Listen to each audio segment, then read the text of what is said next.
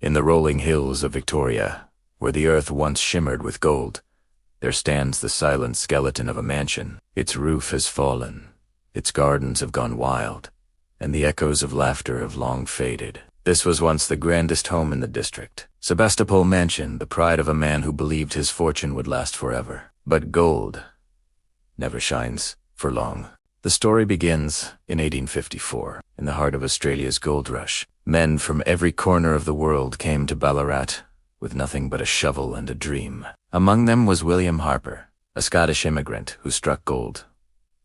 Literally, within 2 years, he went from digging in the dirt to owning one of the richest claims in Victoria. With his newfound fortune, Harper decided to build a home that would make the world remember his name. He hired English architects, imported marble from Italy, and ordered chandeliers from London. The result was a mansion so extravagant that locals nicknamed it the Palace of the Diggings. Sebastopol Mansion became a beacon of wealth and ambition, a symbol of what the gold rush could create. But behind its glittering facade, a darker story was beginning to unfold. William Harper was not born into privilege. He had worked for every ounce of gold that built his fortune. But wealth changes a man, and isolation magnifies it. He filled his home with priceless objects, but never with people. His wife, Elizabeth, struggled to adjust to a life of servants, formal dinners, and endless appearances. The laughter that once echoed through the halls slowly turned to silence. Neighbors began to whisper that the mansion was cursed, that no happiness could survive under its roof.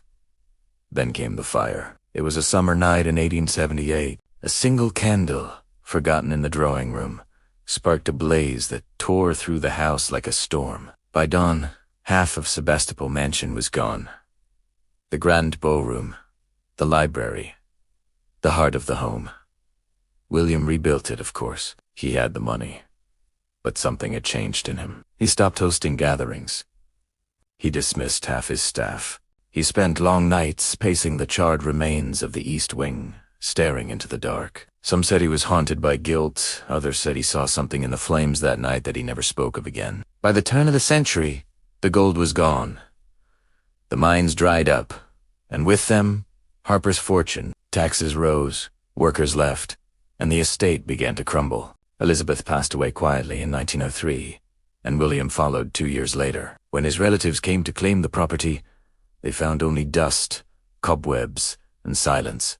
Sebastopol Mansion was abandoned. For decades, it stood as a ruin, its grand staircase rotting, its windows shattered by storms. Children in Ballarat grew up hearing stories of the ghost house on the hill, where lights flickered at night and piano music drifted through the air, even though no one lived there. In the 1950s, the local council debated demolishing it. Developers wanted to replace it with new homes, but before they could, a group of history enthusiasts, led by a local teacher, stepped in. They began a slow, painstaking restoration, using old photos and diaries to rebuild what they could.